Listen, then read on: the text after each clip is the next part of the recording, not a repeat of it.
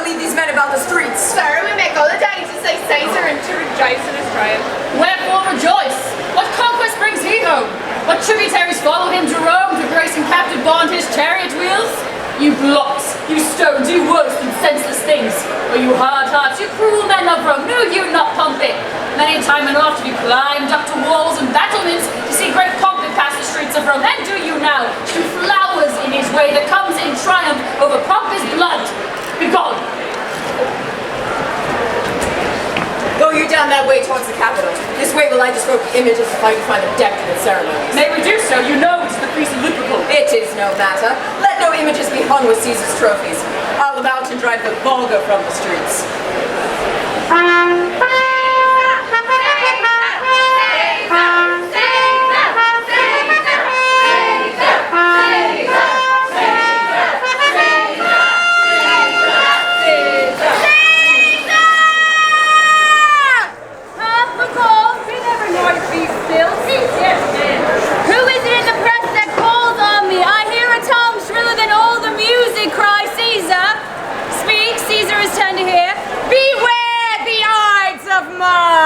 What man is that? A soothsayer. Bids you beware the Ides of March. Set him before me, let me see his face. Fellow, come from the throne. Look upon Caesar. What sayest thou to me now? Speak once again. Beware the Ides of March. He is a dreamer. Let us leave him pass. Will you go to the order of the court? I am not gamesome. I do lack some part of that quick spirit that is in Antony. Let me not hinder your desires, Cassius. I'll leave you. Brutus, I do observe you now and late. I have not from your eyes that gentleness and show of love I was wont to have. You, they're too stubborn and too strange a hand over your friend that loves you. Vexed I am of late with passions of some difference, conceptions only proper to myself. Oh, I do fear the people choose Caesar for their king. Aye, do you fear it? Then must I think you would not have it so. I would not, Cassius, yet I love him well. Was once, upon a raw and gusty day, the troubled Tiber chafing with her shores, Caesar said to me, "Darest thou, Cassius, leap in with me into this angry flood and swim to yonder point?" Upon the word, accoutred as I was, I plunged in and bade him follow. So indeed he did. The torrent roared, and we did buffet it with lusty song, throwing it aside, stemming it with hearts of controversy. But ere we could arrive the point proposed, Caesar cried, "Help me, Cassius, or I sink!" I, as Aeneas, our great ancestor, did from the flames of Troy upon his shoulder the old Anchises bear, so from the waves of Tiber did I, the tired Caesar. This man is now become a god, and Cassius is but a wretched creature. I must bend his body if Caesar carelessly not. Another general shout? I do believe that these applauses are for some new honors that are heaped on Caesar. Men at some times are masters of their fates. The fault, dear Brutus, is not in our stars, but in ourselves, that we are underlings. Brutus and Caesar. What should be in that Caesar? Why should that name be sounded any more than yours? That you do love me, I am nothing jealous. You work me too. I have some aim.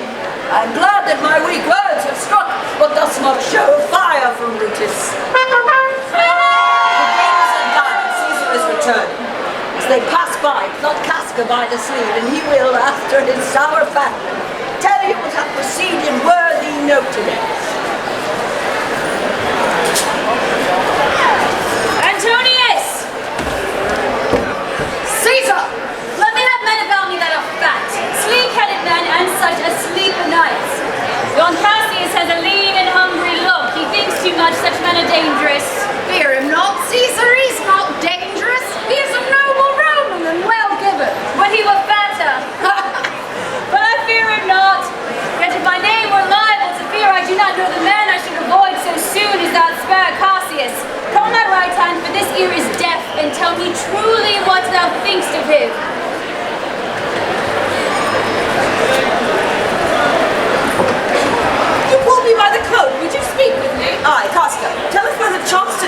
Caesar looked so sad. Why, you were with him, were you not? I should not then ask Costco when it chanced. I saw Mark Antony offering him a crown. It was not a crown, neither. It was one of these coronets, and he put it by. So for all that, to my thinking, he would fain have had it. Then he offered it him again. Then he put it by again, but to my thinking, he was very loath to lay his fingers on it. Then he offered it a third time. He put it the third time by, and still, as he refused it, the rabble had hooted and clapped their chapped hands and threw up their sweaty nightcaps and uttered such a deal of stinking breath because Caesar refused the crown that it had almost choked Caesar. And after that he came thus sad away. Aye, very well. Oh, if you dine with me tomorrow. Aye, if I be alive and your mind holding your dinner worth the eating. Good, I will expect you. Do so. Farewell, be. What a blunt fellow is this grown to be. He was quick mettle when we went to school. So is he now in execution of any bold or noble enterprise. However he puts on his tardy form. So it is. For now, I will leave you.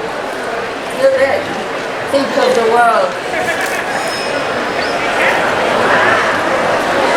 Well, Brutus, thou art noble, yet I see thy honourable metal may be wrought from that it is disposed. Therefore it is meet that noble minds keep ever with their lights, for who's so firm that cannot be seduced. Good evening, Casca. Brought your Caesar home. Why are you breathless and why stare you so? Will not you move when all the sway of earth shakes like a thing unfirm? Oh, Artemidorus, never till tonight, never till now, can I go through a tempest dropping fire. Either there is a civil strife in heaven, or else the world too saucy with the gods and senses them to send destruction. Indeed, it is a strange disposed time. Come Caesar to the capital tomorrow. He doth when he did bid Antonius send word to you he would be there tomorrow. Good night then, Casca. This disturbed sky is not to walk in. Farewell. Who's there? A Roman? Casca, by your voice. Your ear is good. Cassius, what night is this? A very pleasing night to honest men. Whoever knew the heavens menace so? Those who've known the earth are full of faults. But wherefore would you so much tempt the heavens? It is the part of men to fear and tremble when the most mighty gods by token send such dreadful heralds to astonish us. Oh, you are dull, Casca. And those sparks of light that should be in a Roman you do want, or else you use not. But if you would consider the true cause why all these things change from their ordinance to monstrous quality, why you shall find that heaven hath infused them with his spirit to make them instruments of fear and warning unto some monstrous state. Now could I, Casca, name to thee a man most like this dreadful night that thunders, lightens, opens graves, and roars as doth the lion in the Capitol. A man no mightier than thyself, or mean in personal action, yet prodigious grown and fearful as these strange eruptions are. 'Tis Caesar that you mean, is it not, Cassius? Let it be who it is. Indeed, they say the senators tomorrow mean to establish Caesar as a king. I know when I shall wear this dagger then. Cassius from bondage will deliver Cassius. Now know you, Casca, I have moved already some of the noblest minded Romans to undergo with me an enterprise of honourable, dangerous consequence, and I do know by this they stay for me in Pompey's court. Stand close a while, for here comes one in haste. 'Tis Cinna, I do know him by his gait, he is a friend. Cinna, where haste you so? To find out you, who's that? Messala Simba? No, it is Casca, one incorporate to our attempts. What a fearful night is this! There's 2 or 3 of us have seen strange sights. Oh, Cassius, if you could but sway the noble Brutus to our party! Be you content. Good Cinna, take this paper, and look you lay it in the praetor's chair where Brutus may but find it. Throw this in at his window, set this up with wax on old Brutus' statue. All this done, repair to Pompey's porch where you shall find us. I will hie and so bestow these papers as you bade me! Come, Casca, you and I will get our day, see Brutus at his house 3 parts of him is ours already, and the man entire upon the next encounter yields him ours. Oh, he sits high in all the people's hearts. That which would appear offence in us, his countenance like richest alchemy will change to virtue and to worthiness. Him and his worth and our great need of him you have right well conceited. Let us go, for it is after midnight, and ere day we will awake him and be sure. It must be by his death. And for my part, I know no personal cause to spurn at him, but for the general. He would be crowned. How that might change his nature, there's the question. It is the bright day that brings forth the adder, and that craves weary walking. Crown. And then I grant, we've got a sting in him that at his will he may do danger with. The abuse of greatness is when it disjoins remorse from power. And to speak truth of Caesar, I have not known his affections held sway more than his reason. Which is a common proof that loneliness is young ambition's ladder, whereto the climber upward turns his face.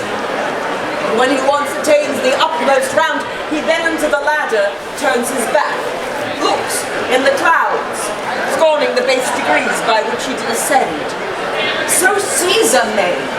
Sir, searching the window for a flint, I found this paper thus sealed up, and I'm sure it did not lie there when I went to bed. Go to bed again, it is not day. Is not tomorrow, boy, the Ides of March? I know not, sir. Look at the calendar and bring me word. I will, sir. Brutus, thou sleepest, awake and see thyself. Shall Rome and company speak, strike, redress? Shall Rome stand under one man's awe? What Rome? My ancestor did from the streets of Rome the top and drive when he was called king. Speak, strike, redress. Am I entreated to speak and strike? Oh Rome, I make thee a promise. If the redress will follow, thou receivest thy full petition at the hand of Brutus. Sir, March is wasted 14 days. It is good. Go to the gate, somebody knocks. Since Cassius first wet me against Caesar, I have not slept. Between the acting of a dreadful thing and the first motion, all the interim is like a phantasmal or a hideous dream. I think we are too bold upon your rest. Tomorrow, Brutus, do we trouble you? I have been up this hour, awake all night. Know I these men that come along with you? Yes, every man of them, and no man here but honors you. This is Decius Brutus, this Messala, this Titinius, this Casca, and this Sylla. They are all welcome. And let us swear our resolution. No, not an oath. What need we any spur but our own cause to prick us to redress? Shall no man else be touched but only Caesar? Decius well urged. I think it is not meet that Mark Antony, so well beloved of Caesar, should outlive Caesar.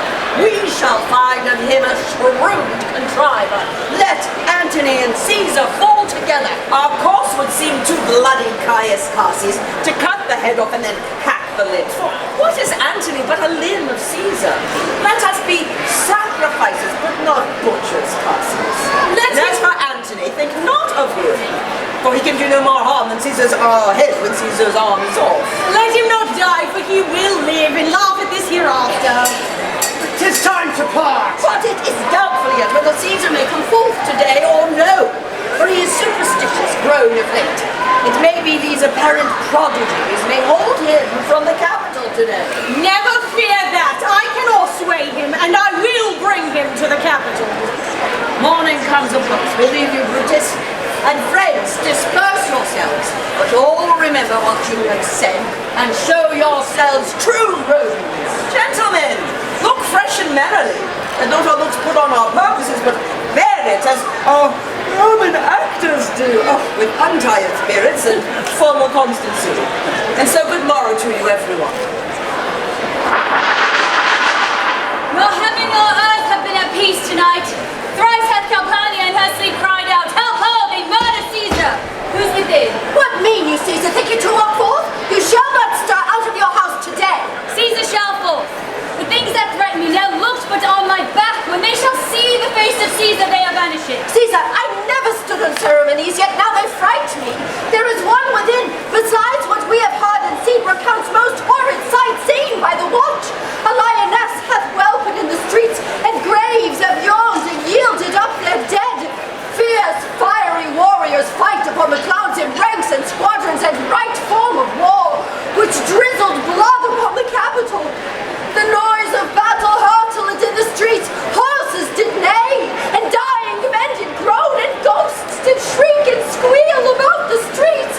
Oh, Caesar, these things are beyond all use, and I do fear them. What can be avoided, whose end is purposed by the mighty gods? Yet Caesar shall fall, for these predictions are to the world in general as to Caesar. When beggars die, there are no comets soon. The heavens themselves blaze forth the death of princes. Cowards die many times before their death. The valiant taste of death but once. Of all the wonders that I yet have heard, it seems to me most strange that men should fear, seeing that death, a necessary end, will come when it will come. Caesar shall fall. Alas, my lord, your wisdom is consumed in confidence. Do not go forth today. Call it my fear that keeps you in the house and not your own. We'll send Mark Antony to the Senate house, and he shall say you are not well today. Let me upon my knee prevail in this. Mark Antony shall say I am not well, and for thy humour I will stay at home. Here's Decius Brutus, he shall tell them so. Caesar, all hail!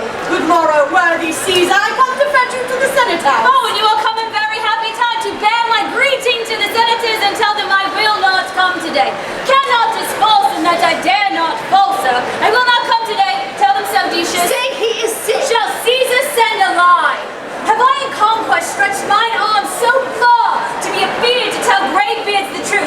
Decius, go, tell them Caesar will not come. Most mighty Caesar, let me know some cause, lest I be laughed at when I tell them so. The cause is in my will. I will not come. That is enough to satisfy the Senate. But for your private satisfaction, because I love you, I will let you know. Calpurnia here, my wife, stays me at home. She dreamt tonight she saw my statue, which like a fountain with 100 spouts did run pure blood.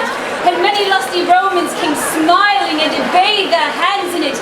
And these did she apply for warnings and portents and evils imminent, and on her knee hath begged that I will stay at home today.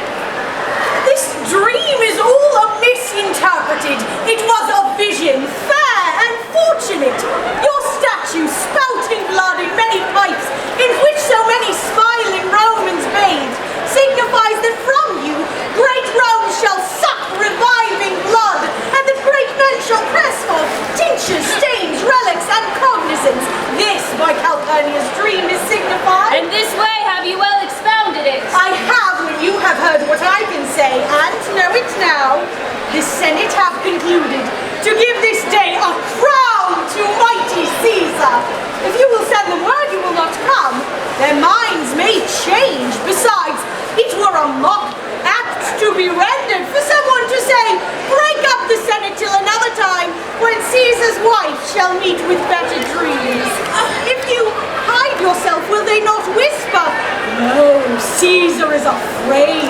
Oh, pardon me, Caesar, for my dear, dear love to our proceeding bids me tell you this, and reason to my love is liable. How foolish do your fears seem now, Calpurnia. I am ashamed I did yield to them. Give me my robe, or I will go. Caesar, beware of Brutus. Take heed of Cassius. Come not near Casca. Have an eye to Cinna. Mark well Messala Simba. Decius Brutus loves thee not. There is but one mind in all these men, and it is bent against Caesar. If thou beest not immortal, look about you. Security gives way to conspiracy.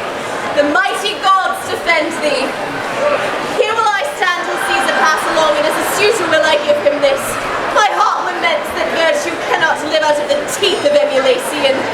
If thou read this, O Caesar, thou mayst live. If not, fates with traitors do contrive. And get me to a place more void, and there speak to great Caesar as he comes along.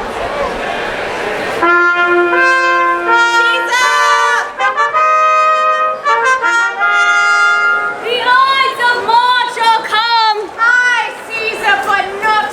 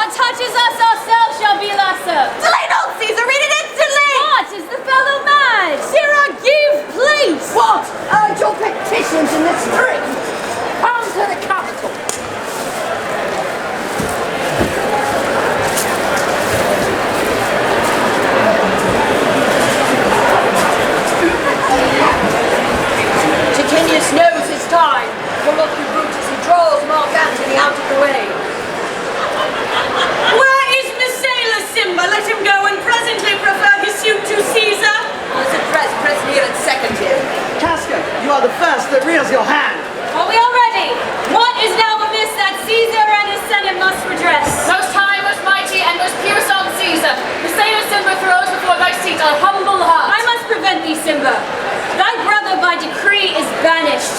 If thou dost bend and pray and fawn for him, I spurn thee like a cur out of my way. No, Caesar doth not wrong, nor without cause will he be satisfied. Is there no voice more worthy than mine own to sound more sweetly in great Caesar's ear for the repealing of my banished brother? I kiss thy hand, Caesar, but not in flattery, desiring that the Publius Simba may have an immediate freedom of repeal. What, Brutus? Pardon! Caesar! Caesar, pardon! As low as to thy foot doth Cassius fall to beg enfranchisement For Publius Simba. I could be well moved if I were as you. If I could pray to move, prayers would move me. But I am constant as the northern star, of whose true fixed and resting quality there is no fellow in the firmament. The skies are painted with unnumbered sparks. They are all fire, and every one doth shine, but there's but one in all doth hold his place. So in the world, 'tis furnished well with men, and men are flesh and blood and apprehensive, yet in the number I do know but one, that unassailable holds his rank, unshaked of motion that I am he. Let me a little show it even in this. But I was constant. Simba should be banished, and constant do remain to keep him so. Oh, Caesar! Hence! Wilt thou lift up Olympus? Great Caesar! Oh, doth not Brutus bootless kneel? Speak hence from me!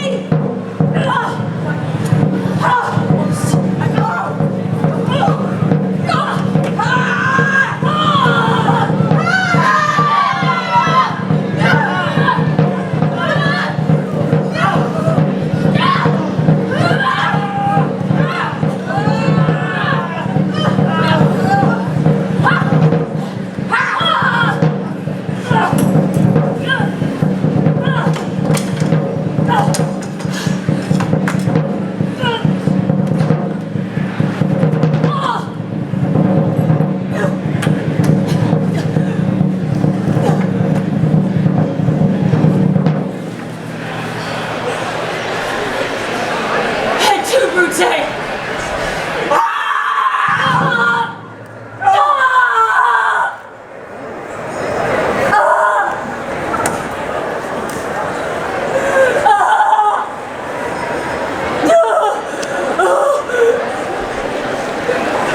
Then fall! Caesar! Liberty! Freedom! Tyranny is dead! Run, hands! Proclaim! Cry it about the streets! People and senators, lie not, stand stiff. Ambition's debt is paid. Go to the pulpit, Brutus! Where is Antony? Fled to his house amazed. Men, wives, and children stare, cry out, and run as it were doomsday. Stoop, Romans, stoop! And let us bathe our hands in Caesar's blood up to the elbows and besmear our swords. Then walk we forth even to the market, and with our red weapons held o'er our heads, let's all cry peace, freedom, and liberty!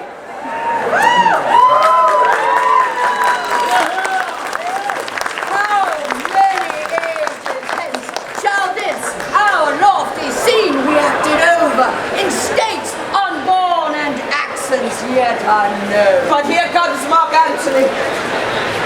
Welcome, Mark Antony. Almighty Caesar! Dost thou lie so low? Were all thy conquest glories, triumphs, spoil shrunk to this little measure? Fare you well. I know not, gentlemen, what you intend. I do beseech ye, if you bear me hard, now, whilst your purpled hands do reek and smoke, fulfill your pleasure. Live 1,000 years, I shall not find myself so apt to die. No place shall please me more, no mean of death as here by Caesar, and by you cut off. The choice and master spirits of this age. Beg not your death of us, Antony. Though we must appear bloody and cruel as by our hands in this our present act, you see we do, yet you see but our hands. In this, the bleeding business they have done, you see not our hearts. They are pitiful, and pity to the general feed on Caesar. For your part, our arms, in strength of malice, and our hearts of brother's temper, do receive you in with all kind thoughts, good love, and reverence. Your voice shall be as strong as any man's in the disposing of new dignity. Only let us appease the multitude first, beside themselves with fear. Then shall we render you the cause why I, who did love Caesar when I struck him, have thus proceeded. I doubt not of your wisdom. Let each man render me his bloody hand. Gentlemen all. Alas, what shall I say? My credit now stands on such slippery ground that one of two bad ways you must conceit me, either a cad or a flatterer. That I did love thee, Caesar! Oh, 'tis true! If then thy spirit look upon us now, shall it not grieve thee dearer than thy death to see thy Antony making his peace, shaking the bloody fingers of thy foes, most noble in the presence of thy corse? Had I as many eyes as thou hast wounds, weeping as fast as they stream forth thy blood, it would become me better than to close in terms of friendship with thine enemies. I blame you not for praising Caesar so, but what compact mean you to have with us? Will you decrypt in number of our friends, or shall we on and not depend on you? Therefore I took your hands, but was indeed swayed from the point looking down on Caesar. Friends am I with you all, and love you all, upon this hope, that you shall give me reasons why and wherein Caesar was dangerous. Else this were a savage spectacle. Our reasons are so full of good regard that were you Antony, the son of Caesar, you should be satisfied. That's all I seek. And in the pulpit, as becomes a friend, speak in the order of his funeral. You shall, my Antony. Brutus, a word with you. You know not what you do. Do not consent that Antony speak in his funeral. Know you how much the people may be moved by that which he will. By your pardon, I shall enter the pulpit first and show the reason of our Caesar's death. Mark Antony, prepare you Caesar's body. You shall not in your funerals each blame us, but show all good you can devise of Caesar, and say you do it with our permission. Be it so. I desire no more. Prepare the body then. Follow us.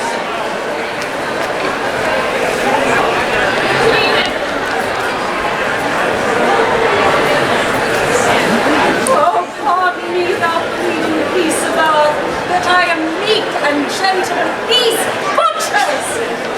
Woe to the hand that shed this costly blood! Over thy wounds now do I prophesy. A curse shall light upon the limbs of men.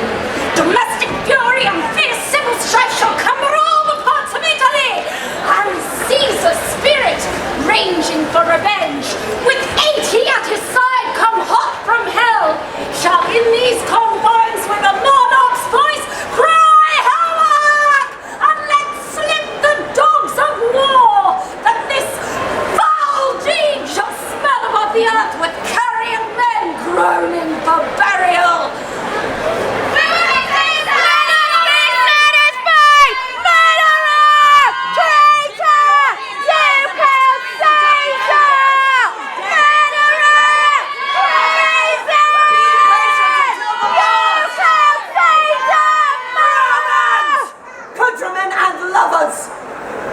Hear me for my cause, and be silent that you may hear. Believe me for my honor, and have respect for my honor that you may believe. Censure me in your wisdom, and awake your senses that you may the better judge. If there be any in this assembly, any good friend of Caesar's, to him I say that Brutus' love to Caesar was no less than that friend demand why Brutus rose against Caesar. This is my answer. What? Not that I loved Caesar less, but that I loved Rome more. Had you rather that Caesar were living and die all slaves, than that Caesar were dead to live all free men? As Caesar was my friend, I weep for him. As He was fortunate, I rejoiced in it. As he was valiant, I honored him. But as he was ambitious, I slew him. There are tears for his friendship, joy for his fortune, honor for his valor, and death for his ambition. Who here is so base would be a bondman? If any speak, for him have I offended. Then none have I offended. Here comes Mark Antony, who though he had no hand in his death, shall receive the benefit of his dying. A place in the Commonwealth, as which of you shall not? With this I depart, that as I slew my best lover for the good of Rome, I have the same weapon here for myself, when it shall please my country to need my death. Give him a statue with his ancestors! My countrymen! Good countrymen, let me depart alone. And for my part, stay here with Antony. Grace his speech tending on Caesar's glories. By our permission he is allowed to give. I entreat you, that not a man depart save I alone, till Antony have spoken. Never see a rocket! Let's go to the public chapel here in Rome, Antony, go up. For Brutus' sake, I am beholden to you. What does he say of Brutus? He says for Brutus' sake, he finds himself golden to For Bessie spake no harm of Brutus there. Let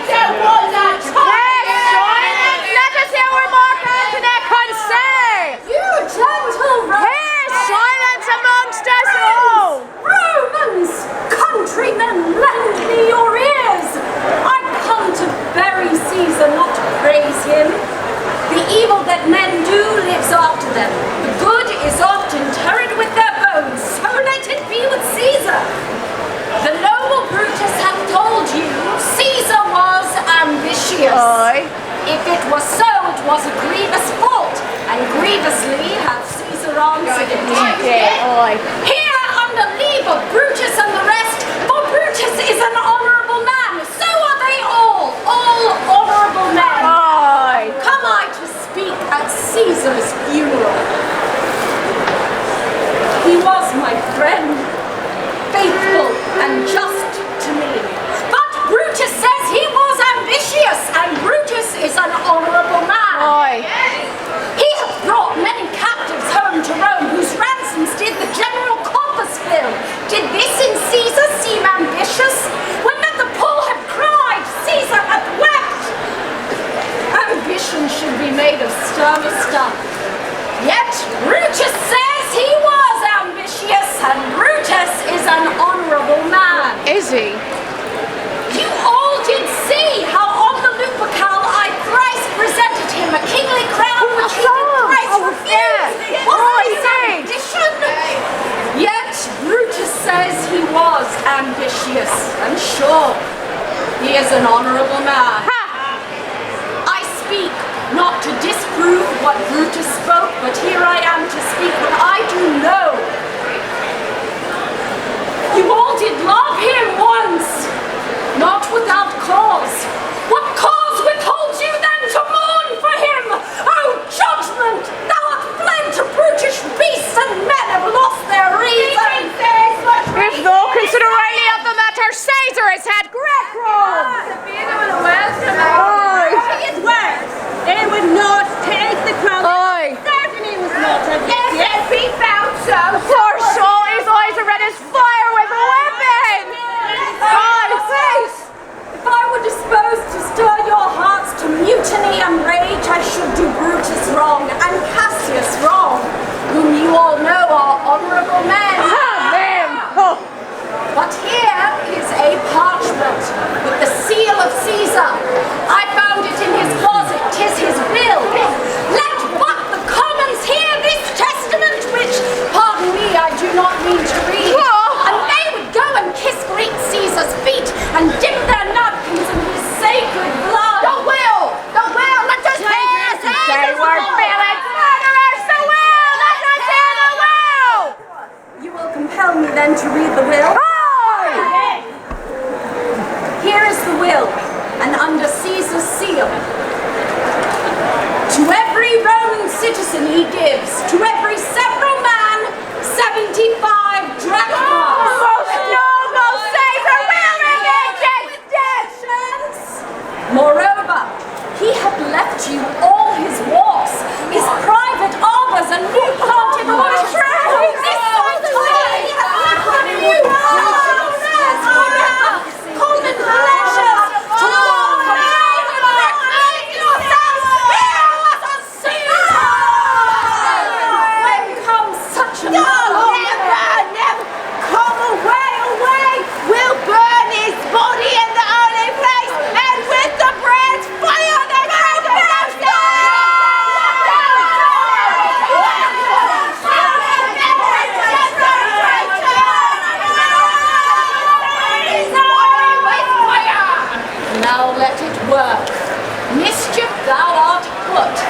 thou what course thou wilt.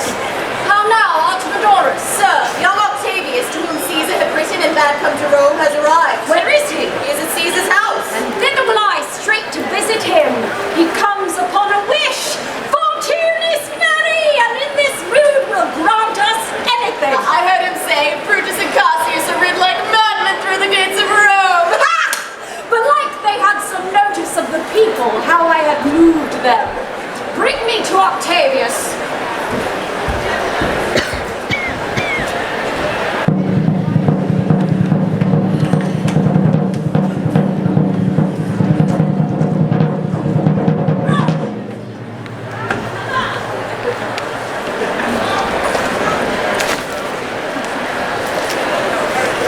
Most noble brother, you have done me wrong. Let me tell you, Cassius, you yourself are much condemned to have an itching palm to sell and march your officers for gold to undeservers. Ah, an itching palm. You know that you are Brutus that speak this, or by the gods, that speech, or else you're Remember March! The Ides of March, remember! Did not great Julius bleed for justice' sake? What villain touched his body that did stab and not for justice? What shall one of us, who struck the foremost man in all this world but force of parting robbers, shall we now contaminate our fingers with base bribes? I'd rather be a dog and bathe a moon than such a Roman. Brutus, bay not me, I'll not endure it. You forget yourself to hedge me in. I am a soldier. I, older in practice, able than yourself to make conditions. Oh, too, you are not. I am. I say you are not. Urge me no more, I shall forget myself. Have mind upon your health. Tempt me no further. You say you are a better soldier. Let it appear so. Make your vaunting true, and it shall please me well. For mine own part, I shall be glad to learn of noble men. You wrong me. Brutus, every way you wrong me. I said an elder soldier, not a better. Did I say better? If you did, I care not. Oh, when Caesar lived, he does not thus have moved me. Peace, peace. You does not so have tempted him. Do not presume too much upon my love. I may do that I shall be sorry for. Ah, you have done that you should be sorry for. I sent to you for gold to pay my allegiance, which you denied me. Was that done like Cassius? I denied you not. You did. I did not. Oh, he was but a fool that brought my answer back. Brutus hath bribed my heart. A friend should bear a friend's infirmities, but Brutus makes mine greater than they are. I do not, till you practice them on me. You love me not. I do not like your faults. Friendly eye could never see such faults. A flatterer would not, though they do appear as huge as high Olympus. Oh, Antony, and young Octavius, come, take your revenge alone on Cassius, for Cassius is a weary of the world. Oh, I could weep my spirit from mine eyes. Be angry when you will, it shall have scope. Do what you will, dishonor shall be humor.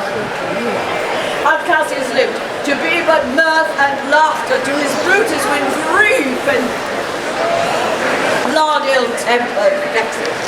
And I spoke that I was ill-tempered too. You confess so much. Give me your hand. My heart too. I did not think you would have been so angry. Oh, Cassius, I am sick of many griefs. Welcome. Good Titinius.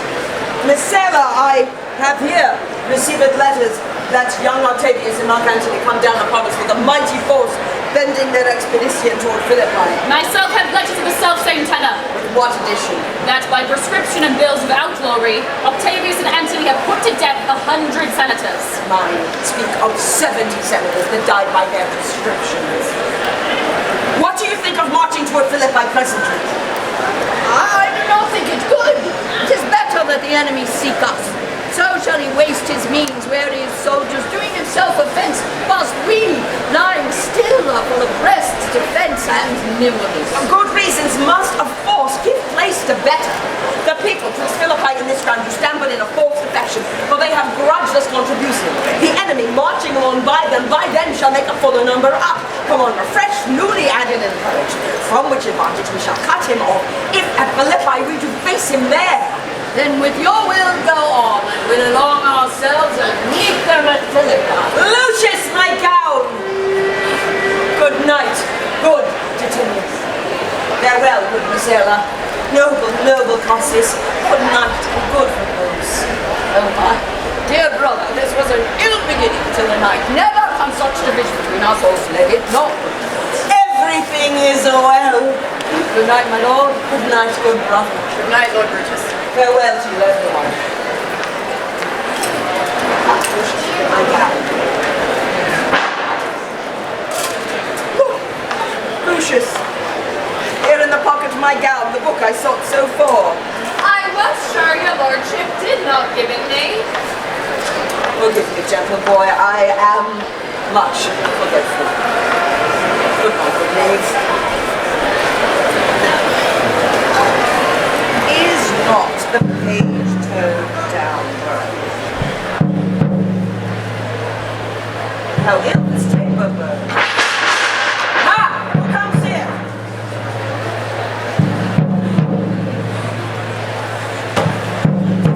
It is the weakness in mine eyes that shakes this monstrous apparition. It comes upon me. Art thou anything? Art thou some god, some angel, or some devil that makest my blood cold in my hair to stare? Speak to me what thou art! Thy evil spirit, Brutus, Why comest thou? to tell thee thou shalt see me at Philippi. Why, I will see you again then. Aye, at Philippi. Well, I will see you at Philippi then. Yet, spirit! I would hold more talk with thee!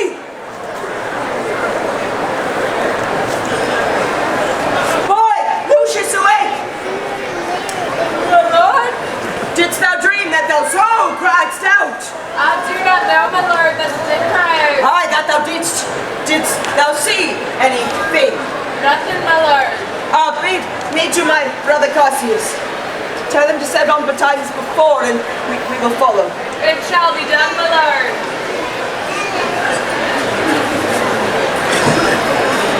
Now, Antony, our hopes are answering. You said the enemy would not come down, but keep the hills and upper regions. It proves not so. That battles are at hand. They need to warn us at Philippi here, answering before what you demand of them. Octavius, I am in their bosoms, and nowhere more they do it. They could be content to visit other places, and come down with fearful bravery, thinking by this face to fasten in our minds that they have courage. But 'tis not so. Prepare you, generals. The enemy comes on in gallant show.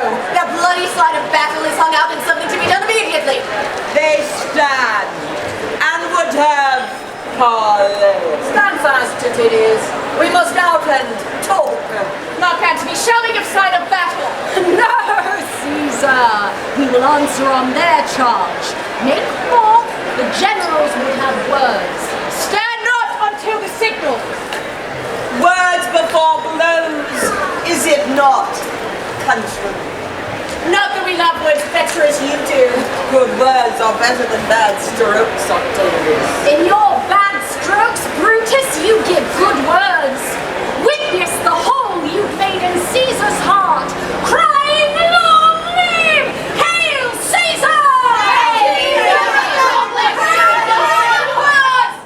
If arguing makes us sweat, the proof of it will turn to red drops. Look,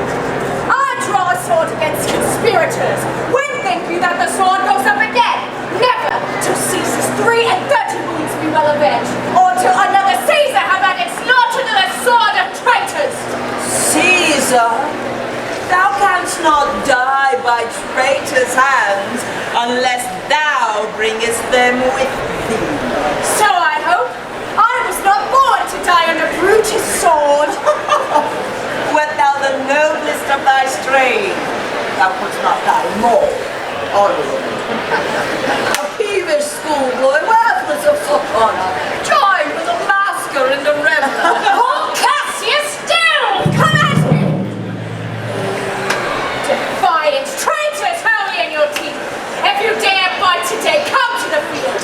If not, when you have stomachs!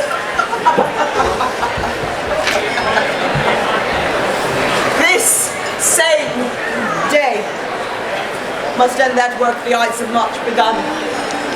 And whether we shall meet again, I know not. Therefore, our everlasting farewell take. Forever and forever, farewell, Cassius. Ever and forever, farewell, Brutus. If we do meet again, we'll smile indeed. If not, 'tis true this parting was well made. Well then, lead on. Oh, that a man might know the end of this day's business ere it come. But it sufficeth that the day will end. And the end is known. Come. Oh, away!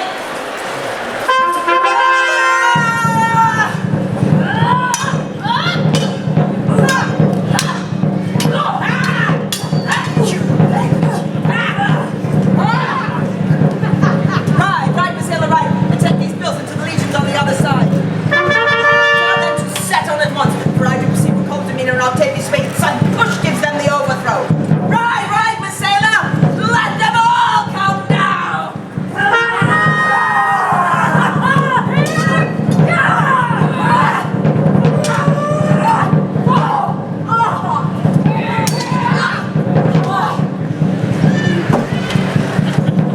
Ah, look! Titinius, look! The villains fly! Cassius Brutus gave the word too early, having some advantage on Octavius, took it too eagerly. His soldiers fell to spoil while we by Antony are all enclosed. Mark Antony is in your tents, my lord. Fly therefore, noble Cassius, fly far off. This hill is far enough. Oh, look, Titinius, are those my tents where I could see the fire? They are, my lord. Titinius, if thou lovest me, mount down my horse and hide thy spurs in him, that he may bring thee to yonder troops and here again, that I may rest assured if yon troops are friend or enemy. Go, Kindred, step higher on that hill. My sight was ever thick. Regard Titinius, and tell me what thou noticed about the field.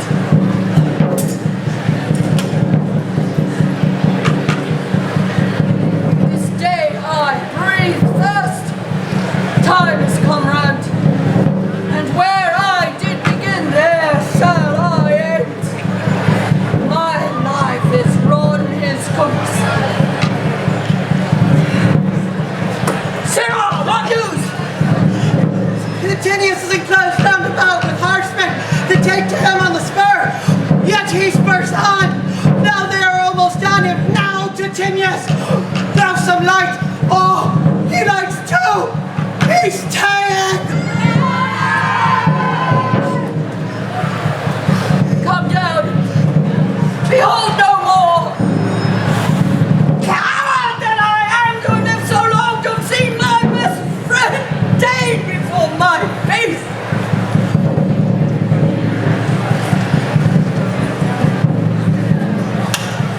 Come hither, Sirrah. In Parthia did I take thee prisoner, and then I swore thee, saving of thy life, that whatsoever I bid thee do, thou shouldst attempt it. Come, now keep thine oath, now be a free man. And with this good sword that ran through Caesar's bowels, search this prison. Stand not threats. Here, take down the hilt, and when mine eyes are covered, as they are now, guide down the sword.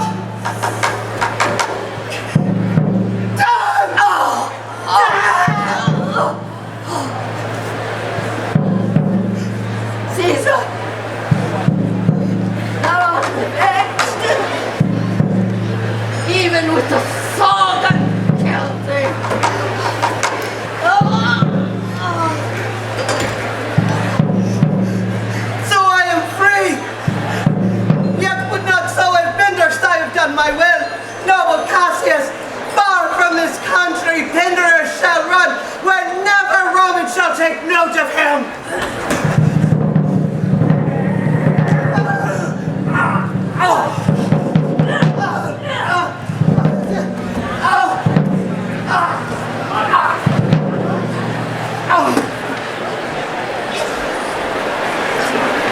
It is but change to Tinius, for Octavius is overthrown by noble Brutus' powers, as Cassius' legions are by Antony. These tidings will well comfort Cassius. Why did you leave him? All disconsolate with Pinderus his bondman on this hill. Is not that he that lies upon the ground?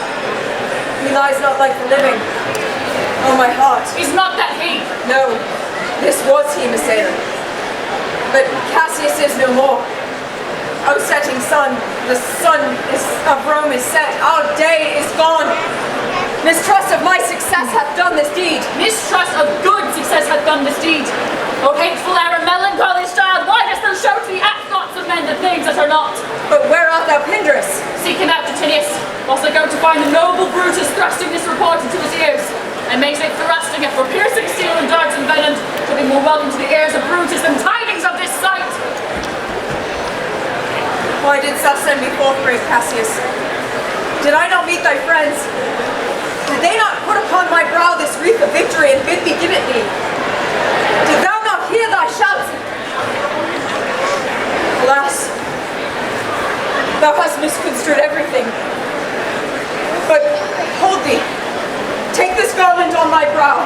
Thy Brutus bid me give it thee, and I will do his bidding. Brutus, come apace and see how I regarded Caius Cassius. By your leave, gods. This is a Roman's plot. Come, Cassius' sword, and find Titinius' heart.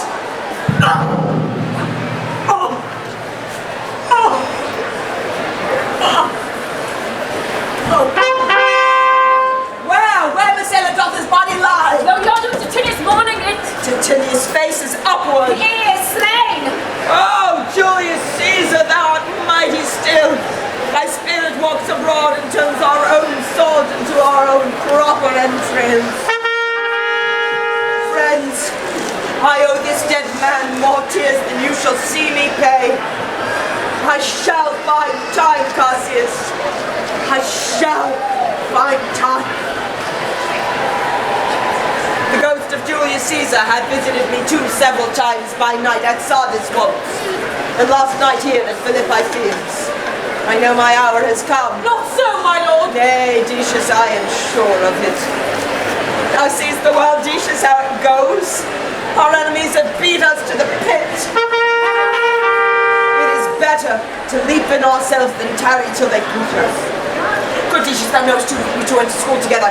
Even for that our love of old. Hold thou my sword and must I rub upon it. That's not an office for a friend, my lord. My lord, there is no tarrying air. Farewell to you, my good friend, Decius.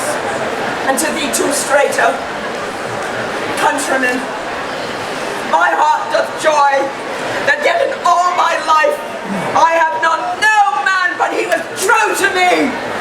I shall have glory in this losing day, more than Octavius and Mark Antony by this vile conquest shall attain unto. And so farewell at once. Brutus' tongue hath almost ended his life's history. Night hangs upon mine eyes. My bones will rest that have but labored to attain this hour. I pray thee, Strato, stay thee with thy lord. Thou art a fellow of good respect. Thy life hath some smatch of honour to it. Hold thou then my sword, and turn thy face away whilst I run upon it. Wilt thou, Strato? Give me your hand first.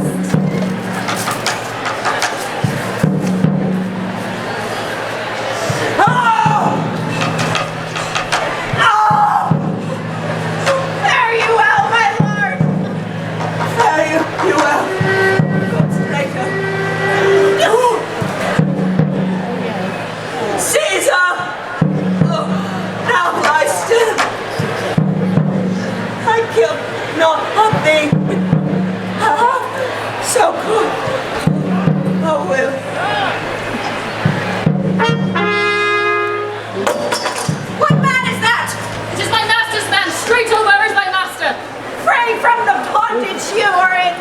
The conquerors can but make a fire of him, for Brutus only o'ercame himself, and no man else hath honor by his death. All who serve Brutus, I will entertain them. Fellow, wilt thou bestow thy time with me? If Messala will prefer me to you. Do so, good Messala. How died thy master, Strato? I held the sword, and he did run on it. Octavius, then take him to follow thee, that did the latest service to his master. This was the noblest Roman of them all. All the conspirators, save only he, did that they did out of envy of great Caesar. He only, in a general honest thought and common good to all, made one of them. His life was gentle, and the elements so mixed in him that nature itself might stand up and proclaim to all the world, this was a man. According to his virtue, let us use him with all respect and rites of burial.